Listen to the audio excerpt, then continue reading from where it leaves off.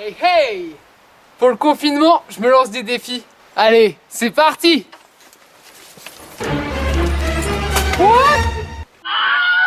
Wouah! Putain, c'était pas une bonne idée. J'ai l'impression d'avoir un peu la tête dans les étoiles. Tiens, mais en parlant d'étoiles, je ne comprends vraiment pas comment expliquer la matière noire. Vous ne voyez pas le lien entre la roue de vélo et la matière noire? Eh bien, regardez la vidéo. Allez, c'est parti! Mais de quoi on parle quand on dit matière noire?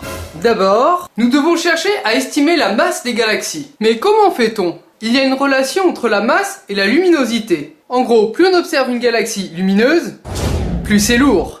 Donc première méthode, on a calculé la masse lumineuse. Maintenant, prenez cet objet. De manière assez intuitive, celui-ci tourne. Et il semble assez évident que si je change la masse, la vitesse de rotation va elle aussi changer. Dans notre cas, l'objet représentait les galaxies, et en regardant les vitesses de rotation, on est capable de déterminer les masses de la galaxie grâce aux lois de Newton. Donc voilà, nous avons deux moyens de calculer. Maintenant, on n'a plus qu'à comparer les deux résultats. Imaginez que c'est la masse qu'on obtient avec la méthode lumineuse. Et bien ça serait la masse qu'on obtient avec la méthode de Newton. Donc, avec la méthode de Newton, on obtient 6 fois plus de masse que ce qu'on observe. Donc les résultats sont vraiment très différents. Imaginez, ça veut dire qu'on peut observer seulement 1/6 de la masse qui nous entoure. Mais comment l'expliquer? On a utilisé deux méthodes différentes. Donc une des deux doit être fausse. Partie 1. Non mais Newton, on peut lui faire confiance. Par contre, ton calcul avec la lumière, là je le sens moyen. Effectivement, il semble plus probable que notre calcul soit faussé. Tout ce qui a une masse n'émet pas forcément de la lumière. Et justement, une matière qui n'émet pas de lumière, vous appelleriez ça comment vous? Ah, mais ça vient de là, le nom matière noire. Partie 2. Mais si c'était la loi de Newton qui ne fonctionnait pas? À vrai dire, ça aussi c'est possible, car cette loi a déjà été dépassée. Il y a des phénomènes que nous n'arrivons pas à prédire avec les lois de Newton. Et non, la pomme n'a pas la solution à tout. D'où la nécessité de la relativité générale. Partie 3. Bon, nous avons deux méthodes qui peuvent être vraies ou fausses, mais ce qui est sûr, c'est qu'elles se contredisent. Intéressons-nous à la loi de Newton. Si on fait tourner un objet autour d'un point, plus celui-ci est proche, plus les variations de son angle de rotation sont importantes. En gros, il tourne plus vite sur lui-même. Sauf qu'on observe l'inverse pour les galaxies. Mais regardez sur votre vélo. Quand je suis sur un petit plateau, la chaîne tourne très vite sur elle-même. Et quand je suis sur un grand, elle prend beaucoup plus de temps à faire le tour. Eh bien, pour les galaxies, c'est comme si la chaîne tournait à la même vitesse alors que vous changez de plateau. Mais attention, je vous parle bien des galaxies et pas seulement des planètes. Pourquoi j'insiste? Parce que notre système solaire, lui, se comporte comme votre pédalier. Plus vous vous éloignez du centre, plus la vitesse de rotation est faible. Alors que la rotation des galaxies, les unes par rapport aux autres, et ben là, le pédalier, ça fonctionne plus. Regardez ces observations de Vera Rubin. Vous avez la distance par rapport au centre de rotation sur l'axe du bas et la vitesse de rotation sur l'autre axe.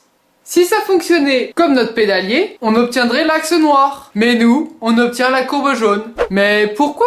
Peut-être qu'à partir d'une certaine distance, il faut modifier la loi de Newton. C'est ce qu'on appelle la théorie de dynamique newtonienne modifiée. En anglais, ça donne Modified Newtonian Dynamic. Donc vous entendrez parler de l'acronyme MOND. Bon, modifier la loi de Newton, c'est une première hypothèse. Mais on peut aussi imaginer que la loi de Newton est différente en fonction de là où on se trouve. C'est ce qu'on appelle la théorie des tenseurs scalaires. Une théorie dans laquelle la gravitation est décrite par un champ scalaire et un champ tensoriel. Vous n'avez rien compris? Ce qui est marrant, c'est que pour comprendre la matière noire, il faut faire travailler votre matière grise. Imaginons que cette couverture est l'espace-temps. On comprend bien que le champ va évoluer en fonction de là où on se trouve. L'évolution du champ en se déplaçant dans l'espace, c'est le champ scalaire. Mais reprenons le même cas. Ici, si on se trouve du coup sur la feuille blanche, il faut prendre un facteur en plus pour expliquer la gravitation. Et quand on a besoin de prendre en compte un autre facteur, c'est ce qu'on appelle les champs tensoriels. Donc finalement, on a juste à modifier nos formules et plus besoin d'utiliser la matière noire pour expliquer ce qu'on observe. Eh bien non, car même en les corrigeant, on se rend compte que les distributions où il y aurait la matière noire, elle n'est pas homogène. Imaginez que dans tout l'espace, on observe qu'il manque 5 kilos. Dans ce cas-là, on modifie la formule et on retombe sur nos pattes.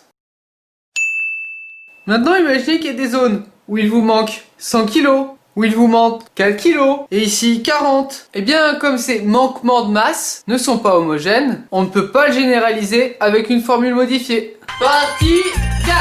Mais du coup, ça serait quoi la matière noire? En ce qui concerne la composition de la matière noire, différentes hypothèses sont exposées. Des trous noirs, des gaz moléculaires, mais ce n'est rien que des hypothèses. Surtout qu'en étudiant le rayonnement diffus cosmologique, ça en gros, c'est la première photo de l'univers qu'on a eue juste après le Big Bang. Et bien cette photo montre que 80% de la matière serait de la matière non baryonique. En gros de la matière que nous n'avons pas l'habitude de croiser. Donc adieu l'hypothèse des naines brunes ou des trous noirs. J'aimerais bien que vous compreniez que cette matière noire signifie juste qu'il s'agit d'une matière qu'on ne peut pas visualiser. Vous savez que je suis là, mais pourtant vous ne pouvez pas m'identifier. Bon, nous on rallume la lumière. Sauf qu'on n'est pas capable d'éclairer l'univers. Et même si on éclairait tout l'univers, cette matière ne réagit pas avec la lumière. Mais alors, comment la rechercher? Eh bien, on utilise des accélérateurs de particules. En créant des collisions avec des particules, on essaye de reproduire la plus grande partie de la matière qui compose notre univers, mais que nous n'arrivons pas à voir. Partie 5. En fait, nous ne savons rien. Nous ne connaissons que 1/6 de la matière qui nous entoure. 1/6. Mais ce n'est pas tout. L'univers est en extension. En gros, il faut s'imaginer ça un peu comme un ballon.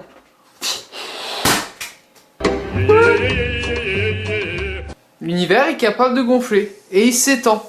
Mais pour gonfler, ça demande de l'énergie. Si vous déterminez l'énergie disponible, vous pouvez déterminer à quel point le ballon va se gonfler. Donc nous, on calcule toute l'énergie qu'on connaît et on obtient cette expansion. Et pourtant, on va observer ça. Comment ça se fait? Eh bien, 68% de l'énergie qui gonfle notre univers, nous ne la connaissons même pas. Bon, j'espère que cette vidéo vous aura plu et que finalement, même si on connaît rien de l'énergie et de la matière qui nous entoure, j'espère qu'à vous, il vous reste assez d'énergie pour mettre un j'aime à cette vidéo. Ciao!